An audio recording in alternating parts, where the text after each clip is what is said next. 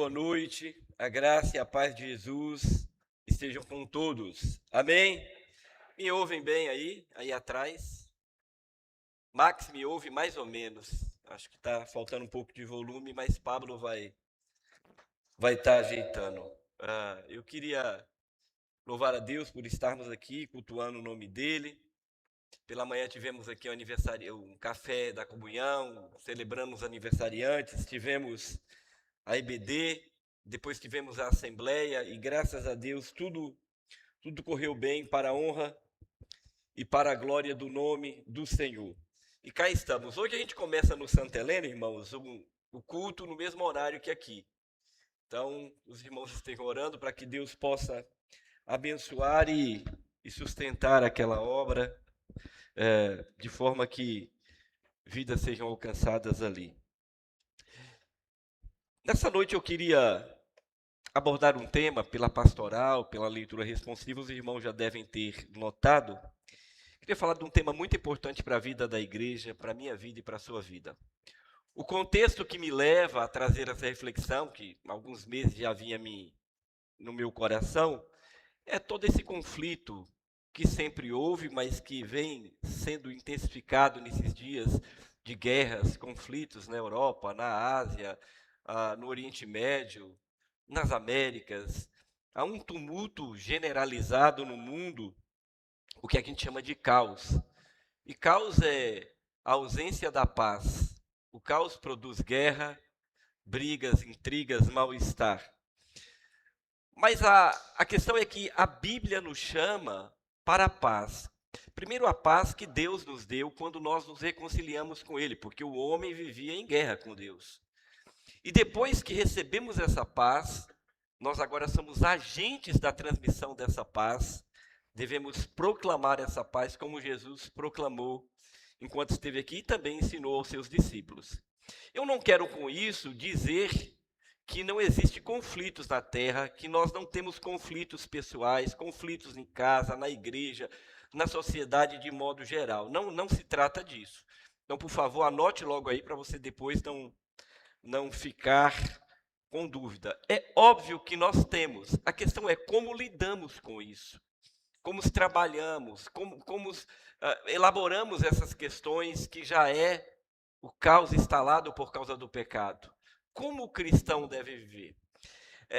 Em segundo lugar, eu queria nessa noite levar você a refletir como você tem se comportado dentro dessas situações. Você é um agente de paz ou você se acomodou? Você tem sido daqueles que tem normalizado o caos?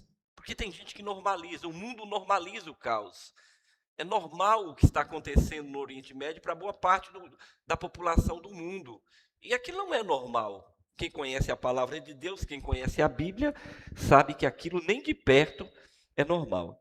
Então, a ideia nessa noite é, com a reflexão no texto sagrado, pensarmos um pouco sobre aquilo que Deus fez em nós, nessa reconciliação, pensarmos nos ambientes que nós andamos, como nós temos nos comportado e se temos sido agente da paz pela obra que Deus fez em nossas vidas. Eu coloquei o nome dessa reflexão que vou fazer hoje, a teologia do caos. A teologia do caos com base no estudo da palavra. Eu quero ler com você Isaías 9, pode pôr aí no Data Show. Isaías 9, verso 6. Um texto muito conhecido, um texto messiânico, onde o profeta fala sobre a obra redentora, ou aponta a obra redentora. Ele vai dizer assim: porque um menino nos nasceu, isso apontando para Jesus, um filho se nos deu. O governo estava sobre os seus ombros, e o seu nome será.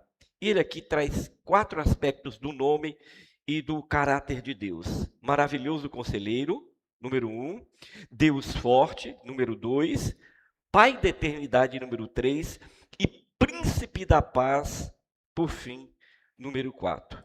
Esse é o texto. Então, o nome do Senhor é maravilhoso conselheiro, Deus forte, Pai da eternidade e príncipe da paz. Vamos orar mais uma vez, curve sua cabeça. Obrigado, Deus, por estarmos aqui por essa chuva que tem caído nesses dias sobre o Nordeste brasileiro, mas em várias regiões do Brasil.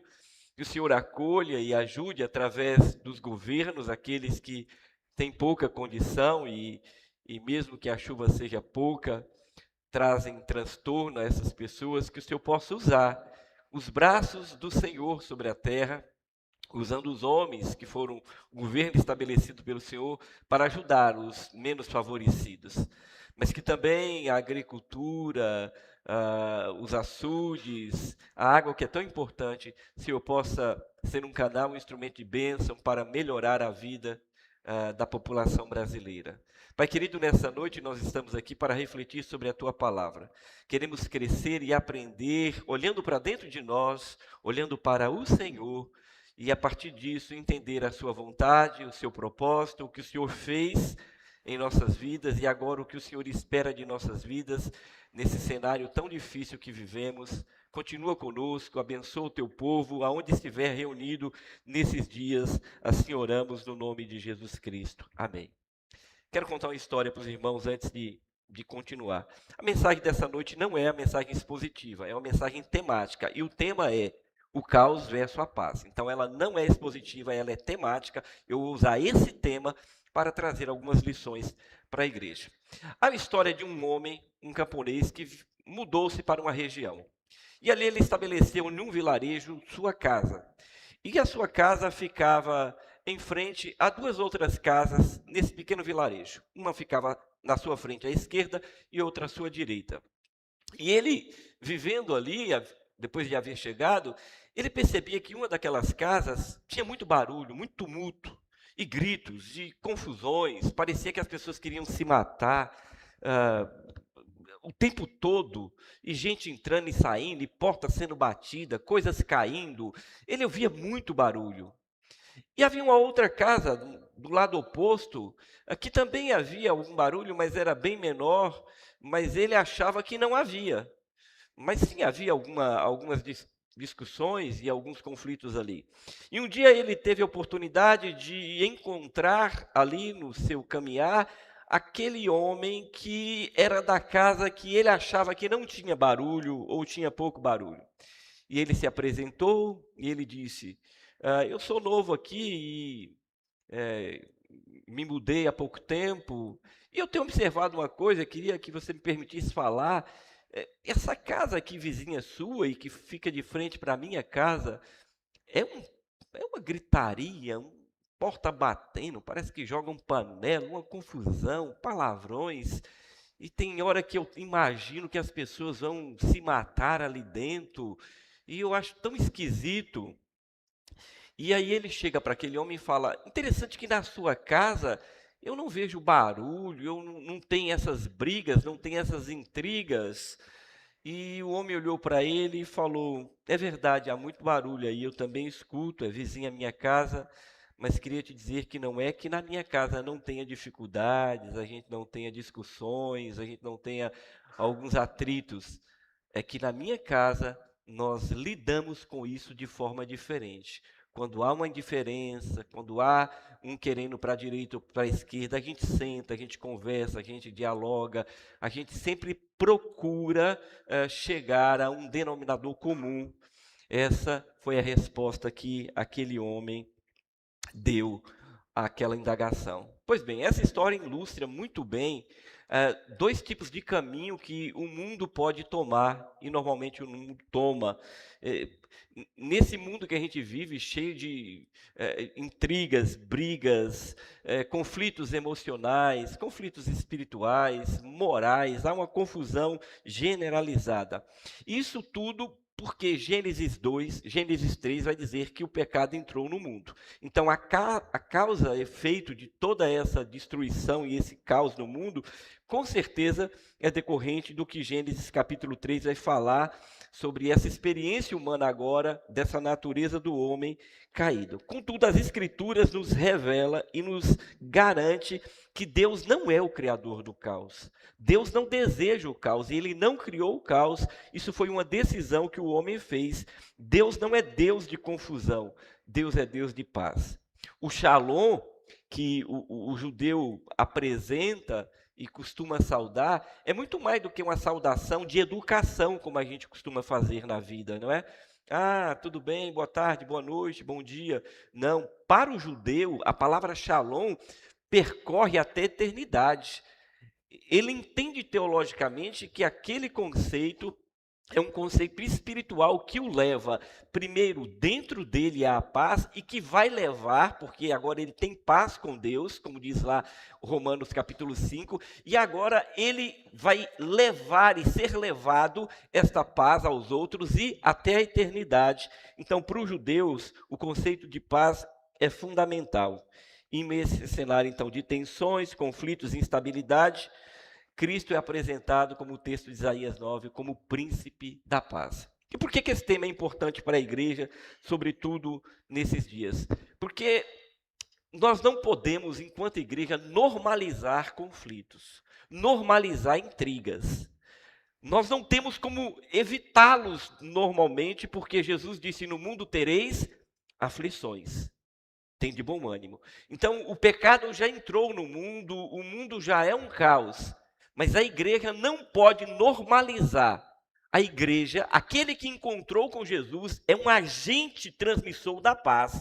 E não pode, então, aceitar, normalizar o que está acontecendo no mundo, o que às vezes acontece no trabalho, o que às vezes acontece dentro de igrejas, o que acontece dentro de casa. Quando a gente normaliza isso, a gente esquece de entender um dos nomes do Senhor.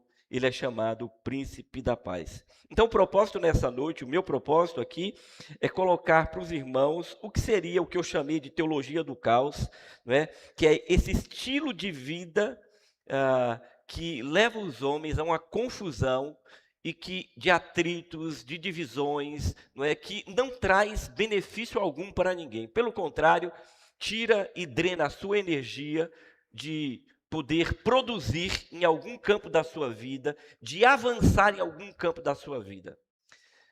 Eu acho que a gente vai ficando um pouco mais velho e a gente vai, depois que já viveu muita coisa na vida, a gente vai ficando meio atento a algumas coisas. E se tem uma coisa que de Cleide vem ouvindo a minha esposa já há alguns anos, e ela às vezes fica até chateada comigo, porque ela acha que eu estou falando para ela, e não estou falando para ela, eu estou falando o que eu desejo para a minha vida, eu digo, eu quero paz. Quando eu vejo briga, eu falo, por favor, eu quero paz. Ela fala, você está me chamando de cão que traz briga? Eu falei, não. Eu falei, não entenda assim, eu não estou dizendo que você é o cão que traz, não. Eu estou dizendo que eu quero a paz. Por quê? Porque quando nós estamos em paz, eu acho que com você assim também, homem, principalmente os homens têm dificuldade com isso, e as mulheres, mas eu acho que os homens têm mais dificuldade com isso, Getro.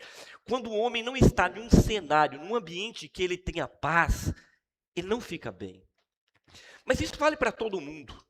Quando a gente está envolto a muita confusão, a muito conflito, a muita agitação, parece que a gente não consegue ficar bem, a gente não consegue raciocinar, a gente não consegue. Todo mundo precisa da paz. O mundo, de forma geral, que não conheceu Jesus, vive em guerra com Deus, não vive paz. Então os homens estão em conflitos. E por isso eles ficam chutando para cá, para lá, brigando e procurando tantos caminhos, porque para ele falta paz com Cristo. Quando nós encontramos o Senhor, Ele nos reconciliou, e Romanos capítulo 5 vai dizer que agora nós temos paz com Cristo, com Deus através de Cristo Jesus. E é sobre isso nessa noite que eu queria ver em alguns aspectos da vida. Enquanto a gente trata esse tema, eu queria que você pensasse sobre você como agente da paz, sobre sua vida, sua casa, sua família, sobre a igreja, a comunidade que você vive, sobre o seu trabalho, como você tem se comportado.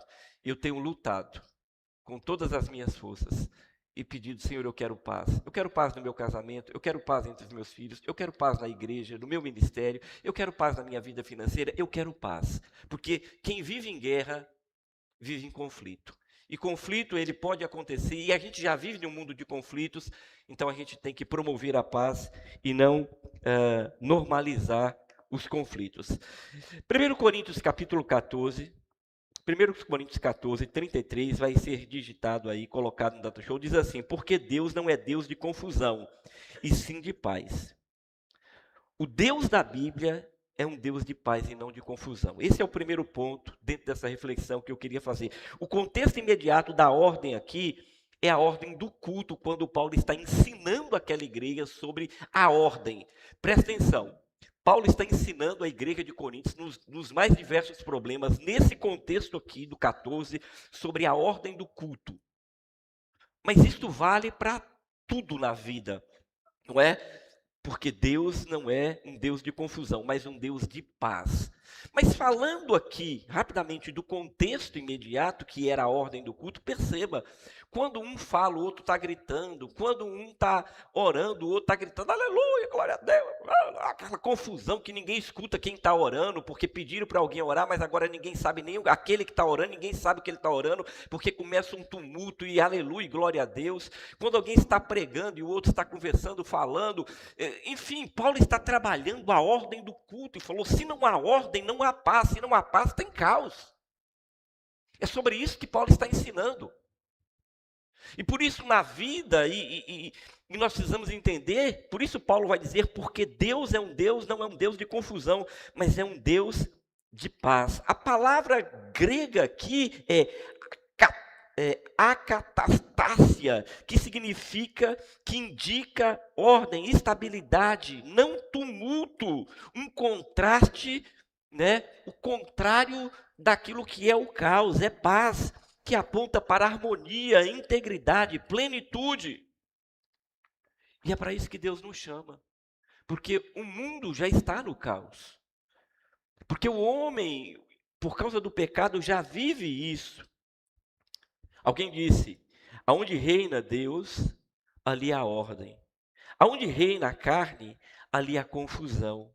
A natureza de Deus determina o caráter do seu povo. Por isso a gente não pode normalizar, porque eu preciso pensar no meu comportamento, na minha vida, no meu entorno, a partir do pressuposto da Bíblia, do que a Bíblia diz, do que Deus ensina e do que eu devo ser agente, não simplesmente me acomodar e achar, isso é comum. É como dizem hoje, é o meu temperamento, eu sou assim. É a minha forma de ser, eu sou assim. Mas ninguém aqui é Gabriela. Nós somos chamados, regenerados e agora santificados dia após dia, para mudar aquilo que a gente diz, eu sou assim. Você talvez tenha nascido assim, você não é obrigado a morrer assim. Aliás, se você encontrou Jesus, todos os dias você deve mudar, todos os dias você deve querer ser e lutar e não aceitar, não normalizar comportamentos. E nesse caso, o comportamento do caos. De dizer, não, mas eu sou meio explosivo mesmo, eu sou meio... E vai normalizando isso. E aonde fica a obra da cruz? Aonde fica o fruto do Espírito que Gálatas fala? Aonde fica o encontro com Cristo, o príncipe da paz, que te deu paz, para que agora você seja um agente dessa paz. Ambientes dominados por intrigas constantes, desentendimentos e instabilidade, não refletem o caráter de Cristo. A gente às vezes não pensa dessa forma, não é? Às vezes não acha, a gente normaliza, não, mas aqui isso aqui passa depois. Não, mas não funciona dessa forma, irmãos. A igreja deve ser um espaço onde a paz governa e não um caos. A vida de um cristão deve ser um espaço onde a paz governa e não o caos. Esse é o primeiro ponto. O segundo, o pecado produz o caos relacional e existencial. Veja Tiago capítulo 4, verso 1. Que vai ser projetado aí. O texto sagrado vai dizer assim, de onde procedem as guerras e contendas que há entre vós? De onde, senão dos prazeres que militam na vossa carne? Veja que o escritor aqui está mostrando a raiz deste caos, dessas guerras, desses conflitos. Tiago revela que a raiz do caos humano está no pecado interior no homem, que a gente vê lá no livro de Gênesis, capítulo 3. O termo milita aqui indica guerra interna, um conflito que se manifesta externamente. Então, como é que eu posso normalizar, irmãos, aquilo que a Bíblia diz que é um conflito da minha carne, da minha natureza antiga, caída, da onde procedem as guerras, os conflitos dentro de vós? É o texto bíblico que fala sobre isso. De onde procedem essas guerras e contendas que há entre vós? De onde, se não dos prazeres? Então, normalizar isso é deixar a Bíblia de lado e dizer: eu sou assim mesmo, eu nasci assim, é o meu jeito de ser, isso aqui é comum. Não, não é comum. E mais uma vez, ninguém aqui está dizendo que nós não temos dificuldades, não podemos ter alguns conflitos, não é disso que se trata. Mas é como nós lidamos com isso, é não normalizar isso e é não aceitar viver isso todo o tempo. Aconteceu agora, eu vou superar isso. Eu vou trabalhar para que isso não venha acontecer de novo. E se vier, eu não vou lidar de novo da mesma forma. E se acontecer de novo, a minha postura vai ser diferente e vai vir com menos intensidade. Não porque o caos deixou de existir, é porque eu, em Cristo Jesus, aprendi a lidar com isso e eu sou um agente da paz de Cristo. Amém? Isso muda tudo. Então o escritor vai nos ensinar que o que está acontecendo no mundo é parte do que está acontecendo dentro do ser humano. O pecado, como desordem do amor, significa amar o inferior acima do superior. Essa desordem gera instabilidade e conflitos. Quando eu amo aquilo que é menor do que aquilo que é o maior, que é Deus, então eu vivo debaixo desse caos, dessa situação de desordem. E a desordem, ela é uma desgraça na vida do ser humano, em todos os sentidos. Não devemos normalizar conflitos, né, constantes, como parte da nossa personalidade, como eu falei. Muitas vezes são expressões do coração não submisso à palavra de Deus.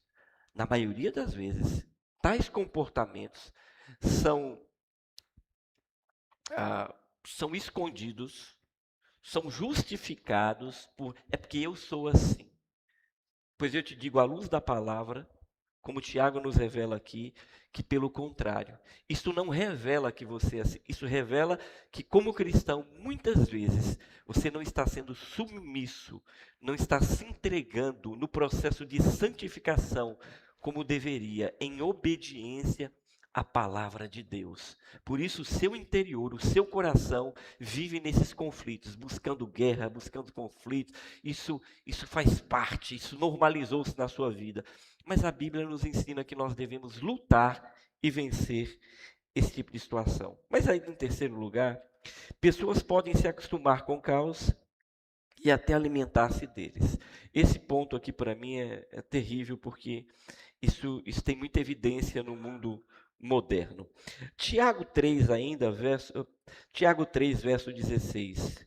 Tiago 3, verso 16, ele vai dizer assim: porque aonde há inveja e sentimento faccioso, ali há confusão e toda espécie de coisas ruins.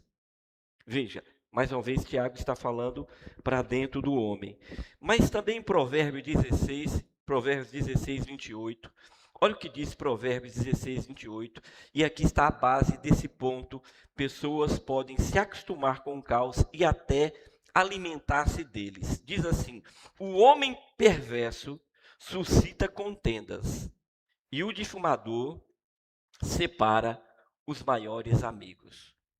Tem gente que normaliza o caos de tal forma que dentro e por causa desse conflito no coração, e isso vale para aqueles que não conhecem o Senhor, mas para aqueles que se converteram, que estão nesse processo de santificação, que deveriam lutar contra isso e se santificar, devem ler esse texto aqui com temor e tremor. O homem perverso suscita contendas e o difamador separa os melhores amigos.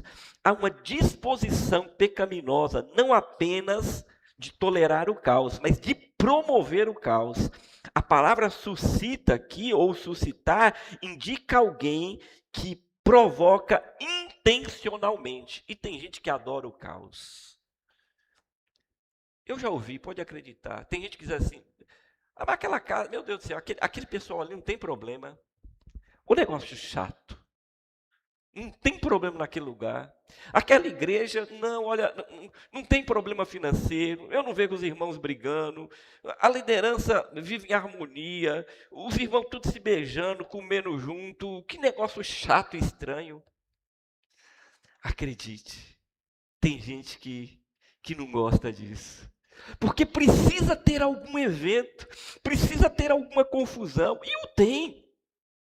É como a casa do homem. Ele falou: não, não, na minha casa tem. A questão é que nós sentamos, nós dialogamos, nós conversamos sobre aquilo e resolvemos. Porque não há possibilidade da igreja, ou em casa, ou trabalho, não ter o caos. Mas nós não podemos promovê-lo, nós não podemos ativá-lo, nós não podemos concordar, normalizá-lo. Mas tem gente que sobrevive do caos se não tiver confusão.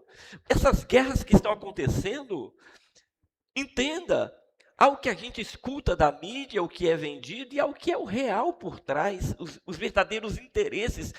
Sabe, tem gente, já viu aquela frase que é assim, quanto pior, melhor. Já ouviram isso? Quanto pior, melhor. Por quê? Porque alguém está tendo proveito quanto pior.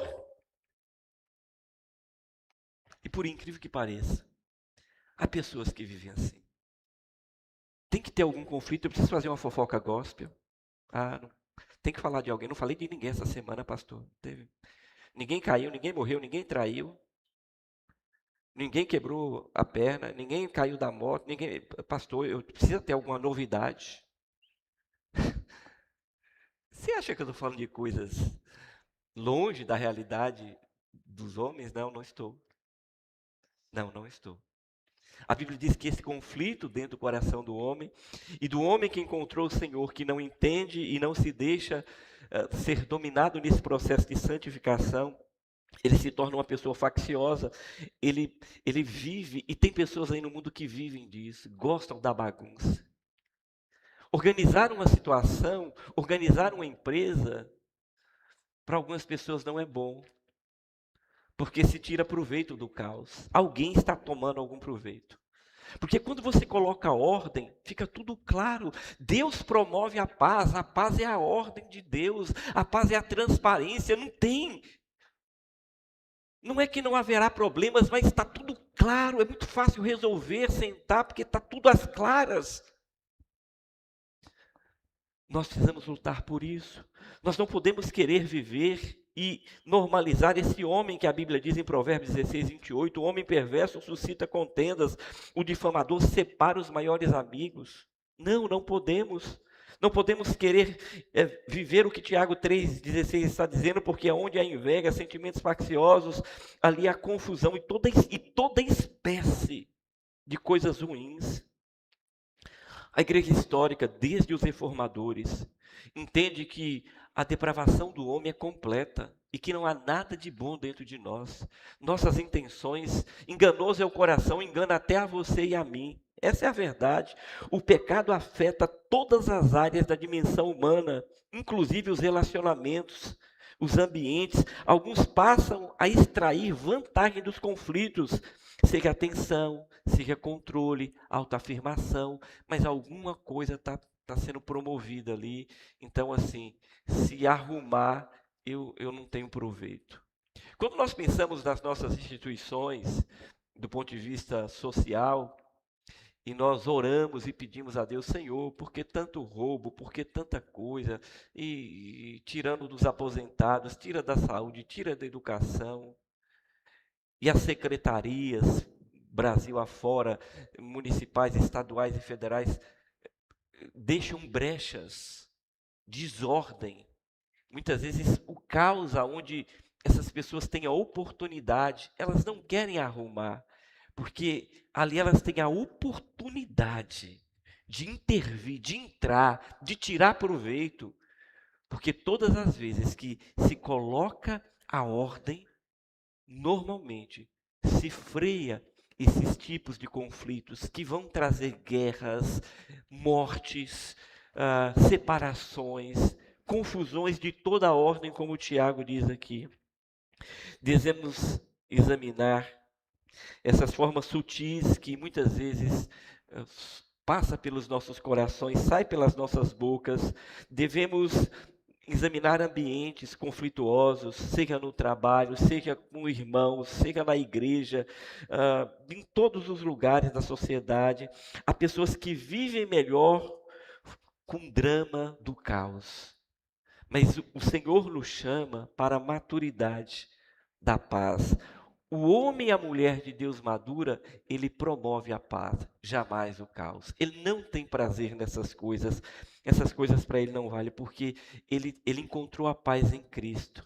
Jesus disse: eu vos dou a minha paz, eu não vos dou como o mundo dá. E nós precisamos nas nossas casas, na igreja do Senhor, no trabalho. Está um caos.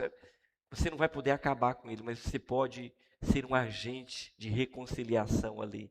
Ensinar a partir da palavra. Mas em quarto lugar, o caos pode estar em casa, trabalho ou até na igreja. Veja Marcos 3, 25. Marcos 3, 25. Marcos 3, 25. Ele vai dizer assim, o texto sagrado: se uma casa estiver dividida contra si mesma, tal casa não poderá subsistir. Jesus aqui estabelece um princípio estrutural de divisão leva à ruína. Entende isso? Colocou aí o texto? Marcos 3, 25. Isso é um princípio estrutural. Se tem divisão, se tem confusão, não há como. Não há como. Por isso, nós devemos insistentemente, rigorosamente, diariamente, promover e dizer: não, não, não, não, não, pare com isso, pare com essa confusão por nada. Vamos resolver isso aqui. Qual é o problema?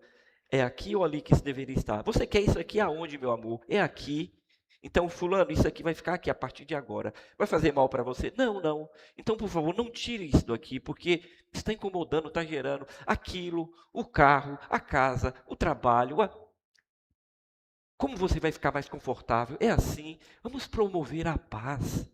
Porque isso não faz bem, ninguém vive bem, ninguém consegue produzir, ninguém consegue avançar, você vai ficar rodando ali em círculo, não consegue. O texto sagrado diz que uma casa dividida não pode subsistir. O final disso é a queda, é a degradação dos membros da sociedade, e é o que nós temos visto aí.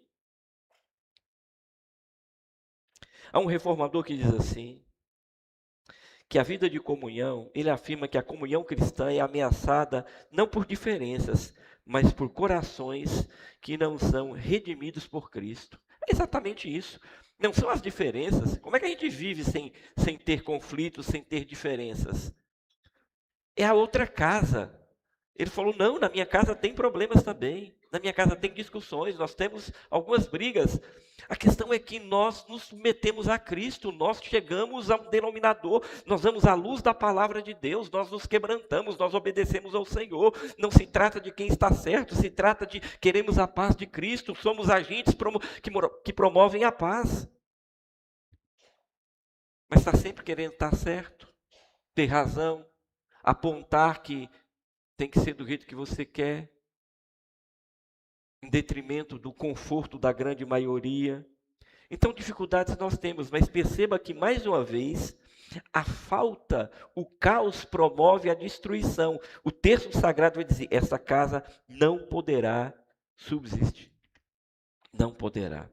As famílias marcadas por gritos, ambientes profissionais tóxicos, igrejas divididas que não são estáveis, são sinais da desordem espiritual que precisam ser confrontadas à luz da palavra de Deus. Essa é a verdade. Não normalize isso. Não acho que isso é legal. Não acho que isso é comum. É o jeito deles. Não, não diga isso. Não aceite isso, porque a luz da palavra não deveria ser assim.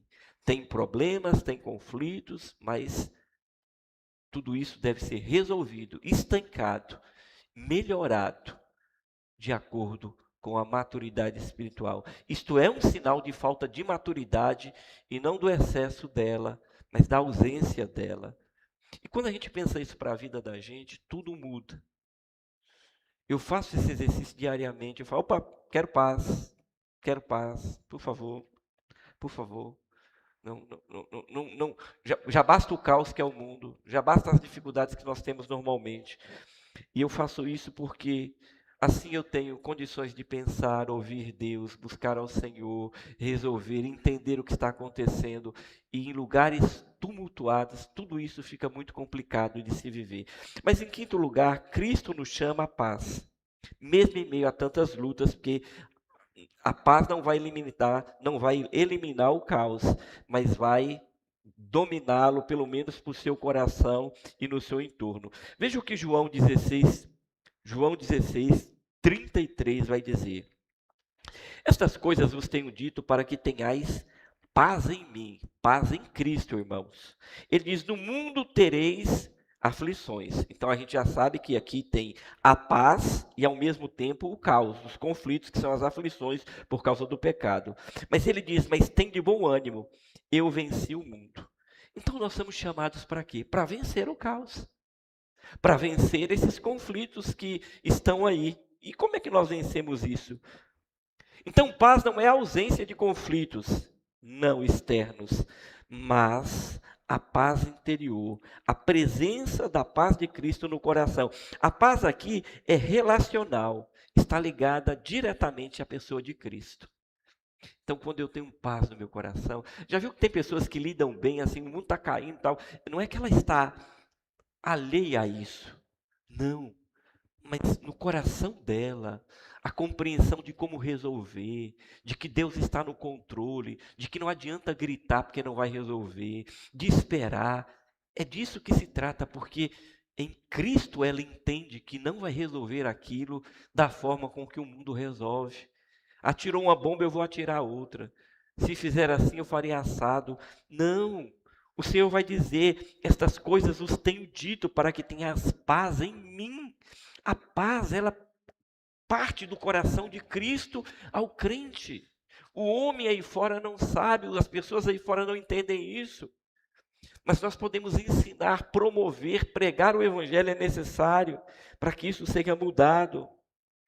Lutero destacou que a paz cristã não depende de circunstâncias. Olha aqui, porque elas existem, mas da justificação pela fé. É daqueles que foram salvos e justificados. E o que é a justificação que Paulo ensina aos romanos? É que nós somos reconciliados com Deus, porque vivíamos em guerra com o Senhor. É a paz objetiva de Deus que gera a paz subjetiva. Porque agora eu tenho paz com Deus, então tudo eu resolvo de forma diferente. Os conflitos continuam existindo, as guerras existem, mas sou eu. É em mim que não vai pegar. Sou eu que vou lidar com isso de forma diferente. Sou eu que, à medida que puder, vou agir para que haja reconciliação. A igreja é chamada para isso. Nós somos chamados para viver a vida cristã, apesar dessas lutas, mas transformar de forma legítima através da palavra de Deus. O crente não precisa criar mais caos. Não, escute isso. Você, como servo e serva de Deus, não precisa criar mais caos. O caos já está instalado no mundo num nível terrível e aumentando a cada dia. Então você é um agente da paz. Deus te chamou e te deu graça suficiente para andar nesse mundo com caos, mas para promover a paz aonde você entrar. Esse é o nosso chamado. Em sexto lugar, a responsabilidade humana em buscar a paz. Olha Romanos 12, verso 18. Paulo aqui determina um esforço para que a gente possa viver segundo a vontade de Deus. Paulo vai dizer: se possível, quanto depender de vocês, tende paz com todos os homens. Paulo não está dizendo que na totalidade este ato será realizado, mas ele diz: se possível, quanto depender de vocês, tende paz com todos os homens. Nós devemos entender a partir da palavra, formular os nossos pensamentos, nossas ideias. A partir da palavra, a forma como nós vamos viver, não do que aquele influenciador está dizendo na internet, não do que aquele amigo seu falou na faculdade, no trabalho, não. Nós devemos formular nosso modelo de vida a partir do texto sagrado. Paulo reconhece limites, entretanto enfatiza a responsabilidade pessoal. Então nós temos uma responsabilidade. Promover a paz, se possível, com todos. Esses dias eu fui a um lugar com o Dicleide, na minha folga, comer. Escolhemos um prato, ela escolheu, e o garçom veio e nos induziu a pegar um outro prato. Ele deixou ali algumas vantagens. Vantagens da variedade e vantagem financeira. Pois bem, foi pedido. Quando começou a passar, de Cleide começou a ficar irritada, porque ela queria comer uma coisa e dentro do que ele disse que tinha, só vinha outras coisas. Por exemplo, ele falou assim, não, mas tem picanha. Só que ele não falou que era picanha suína. Ele falou a verdade, ele só não falou tudo. E começou, e se vinha aquilo, e vinha aí, e ela não conseguia comer. Eu comi normalmente. E ela foi ficando chateada e triste. E eu falei, chame o garçom, mas não precisa brigar. Ela chamou e deu uma lição naquele garçom. Falou, rapaz, eu ia pedir isso aqui, eu ia pagar o que eu queria. E você veio com uma conversinha. E eu ali tentando. Não, não, você disse, mas você não disse tudo. Não é picanha, mas essa picanha não era a picanha que ela queria e tal. E comecei. E eu tentei conduzir aquilo. E eu falava, bem, por favor, por favor, por favor, vamos. A gente não precisa mais vir aqui. Ou a gente aprendeu e não vai cair mais nesse golpe. Mas a gente não precisa brigar e fazer um barraco e não precisa. É tão feio. Por vários motivos. Primeiro motivo, porque você tem, como cristão, a paz de Deus no seu coração. Então, você é ensinado a tratar todo mundo com respeito, dignidade, ainda que haja uma falha. É verdade, você não precisa aceitar todas as coisas erradas, não é? Mas você tem que lembrar do seu testemunho. Aí amanhã esse garçom você vai evangelizar, ou por alguém ele é chamado à igreja. Aí o pastor perdeu a cabeça, só não chamou ele de bonito no restaurante. Aí ele entra na igreja, senta aí e fala, valha, ele é pastor, mas esse rapaz me tratou tão bem aquele dia. Aquela irmã é esposa do pastor. Pois bem, vocês percebem que a Bíblia não falha quando ela nos ensina como viver. Agora, nós não precisamos aceitar as coisas erradas, nem ser maltratado, nem ser enganado, mas é como nós tratamos com as coisas que vai fazer a diferença. É como nós lidamos, promovendo a paz, se possível. Então, assim, ele recebeu a reclamação, não sei se entendeu, não houve escândalo. No final, o gerente falou: a senhora não vai pagar a sua parte. Se a senhora não comeu, não vai pagar. Ela nem pagou, não comeu, não pagou. Eu paguei a minha e o senhor. Eu falei: eu comi, é justo que eu pague. Eu comi, apesar de não ter sido o que eu queria totalmente, mas eu comi, eu pago a minha parte. Mas a gente ali resolveu uma situação, defendeu o nosso ponto de vista, mas sem criar um caos, sem parar o restaurante, sem chamar a atenção, sem sair com o coração estressado e perdeu a noite, que seria uma noite com a sua esposa, com a sua família. Irmãos, não precisa disso. Não precisa disso. O Evangelho nos chama a viver diferente. O Evangelho promove a paz. O Evangelho diz: o mundo já vive um caos terrível, você é um agente da paz. A ética cristã não é reativa, é proativa, Daniel. A gente não precisa reagir como eles querem.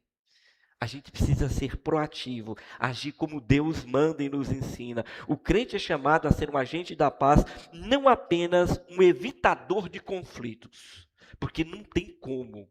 A gente vai ter. É como a gente trata essas coisas. O último ponto: a paz é a marca dos filhos de Deus. Mateus 5:9. Mateus 5:9 vai dizer assim: Jesus ensinando as bem-aventuranças, o Sermão do Monte. Ele diz assim: felizes, felizes, eu estou traduzindo aqui o termo bem-aventurados, são os pacificadores, porque serão chamados, não sou eu que estou dizendo isso, porque estes serão chamados filhos de Deus. É Bíblia. Pacificador não é alguém que evita problemas, mas alguém que promove reconciliação. Ninguém aqui é lesado, ninguém aqui vai ser lesado, ninguém aqui vai ficar de boca aberta e sem ação. Não se trata disso. Mas o pacificador é aquele que resolve a situação, resolve, traz ao ambiente uma modificação. Não precisa disso, a gente resolve isso, a gente transforma isso, mas de forma como a palavra de Deus ensina.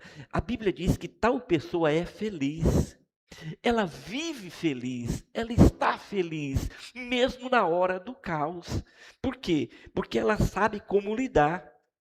Ela não está ali para promover, ela está ali para pacificar. Mas ela não está cega, ela não está sem perceber as coisas, mas ela o faz de forma como a Bíblia ensina.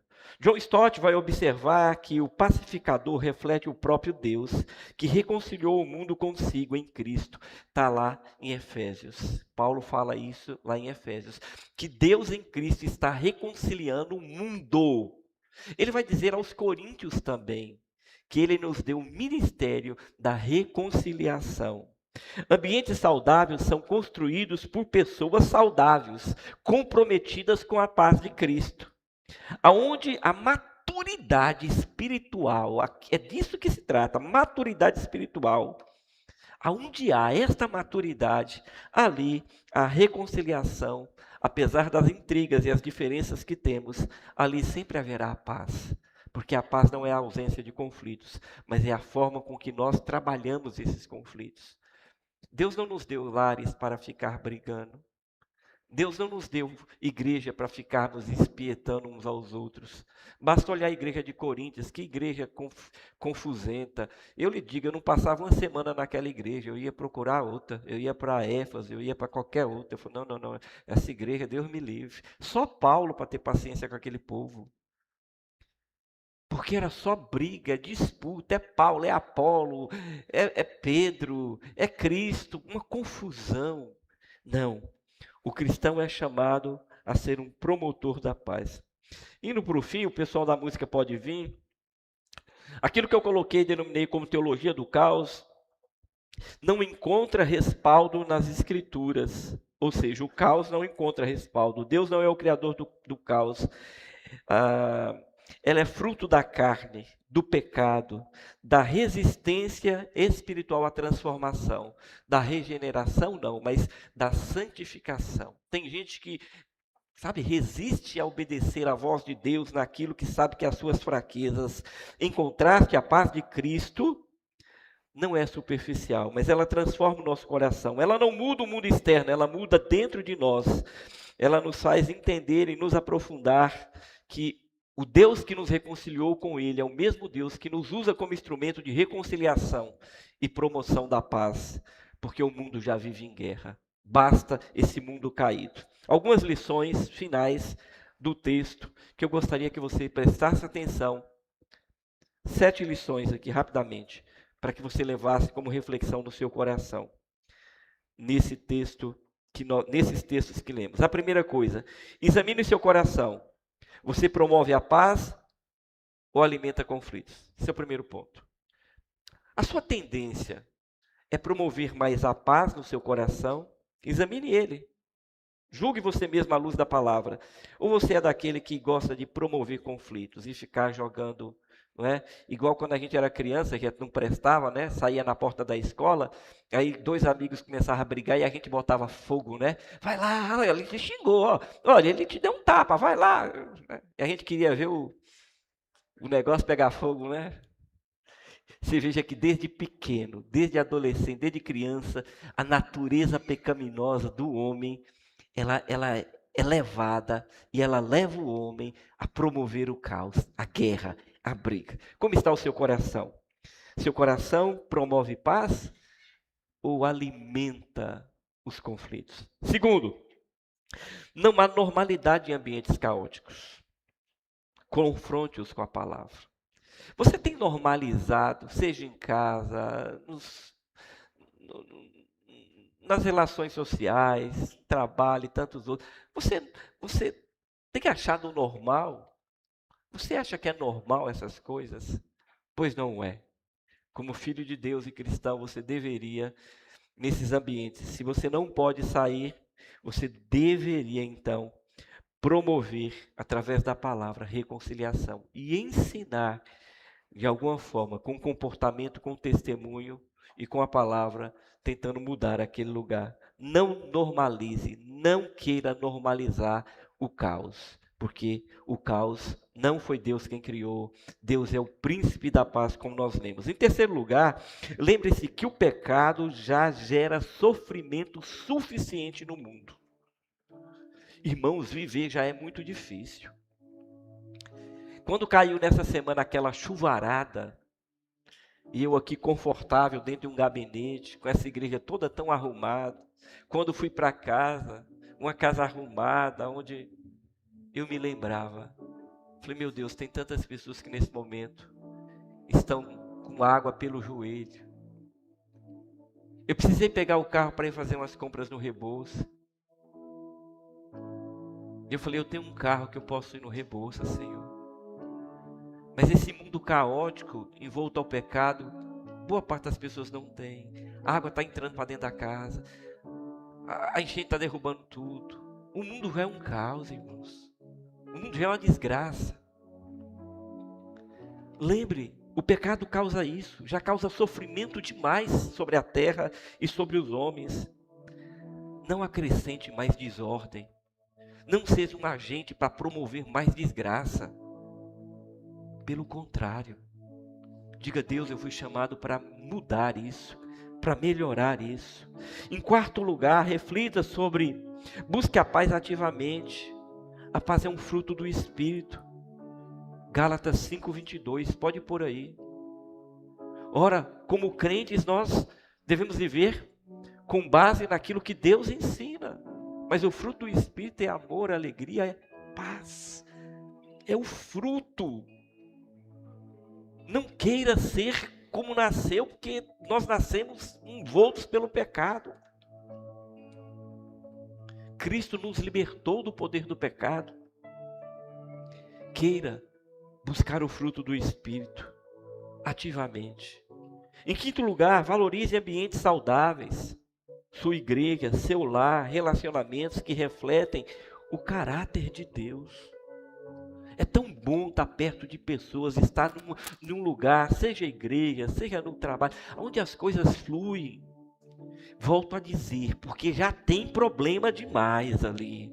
Nós não estamos dizendo que não tem, mas onde as pessoas aprenderam a lidar, aprenderam a ajeitar as coisas, a arrumar sem promover mais destruição. Valorize a igreja, a casa. Converse com sua esposa, com seu esposo. Diga, olha, quando eu falar assim, eu quero paz, eu não estou lhe chamando de Satanás, não. Diga, eu só estou dizendo que é o que Cristo deseja para a vida da gente.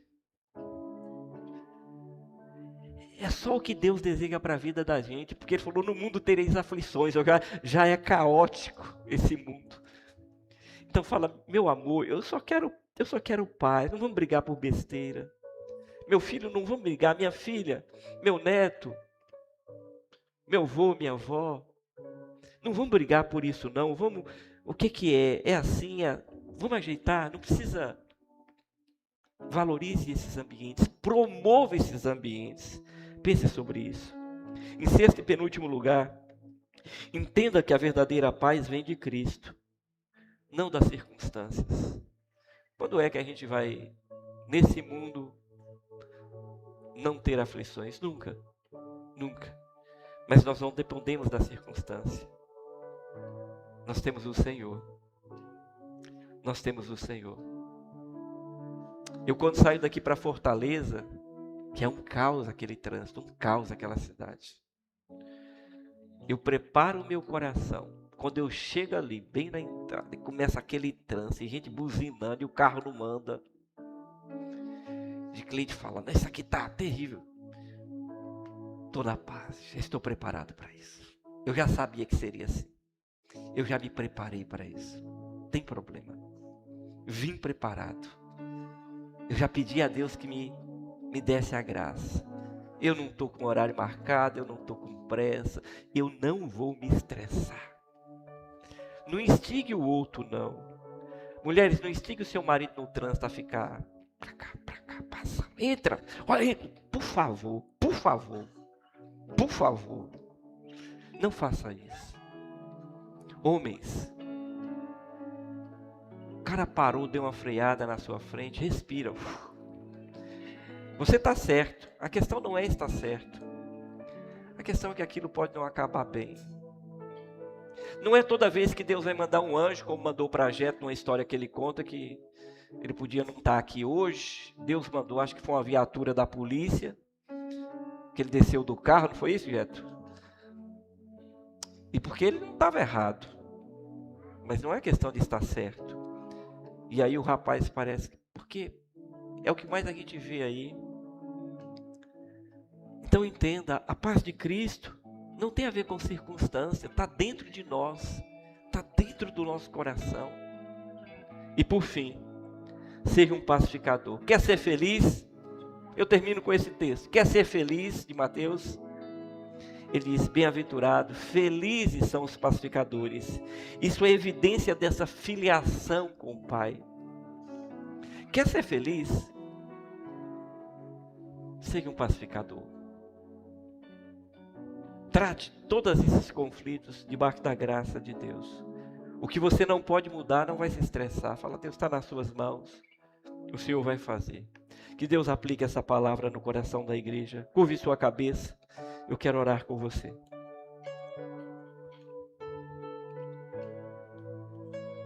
Talvez você tenha e venha sofrendo. Pressão vai lá para cima. Coração dispara. Por coisas tão pequenas. Faça um exercício a partir da palavra de Deus. Eu quero mudar isso. Eu não quero morrer com infarto, pressão alta, ter um aneurisma. Deus, eu quero uma vida tranquila. Basta já os percalços dessa vida. Fala com Deus. Faça a sua oração com Deus agora. Diga para Deus, Ele sabe como você tem vivido, quem você é. Fala, Deus, eu quero mudar, eu sou um pacificador, eu quero ser feliz. Eu quero ser feliz. Eu quero ser feliz. Ore ao Senhor. Deus lhe conhece. Deus quer santificar você. Nós estamos no processo de santificação. Vamos cantar essa canção e depois nós vamos orar com a igreja.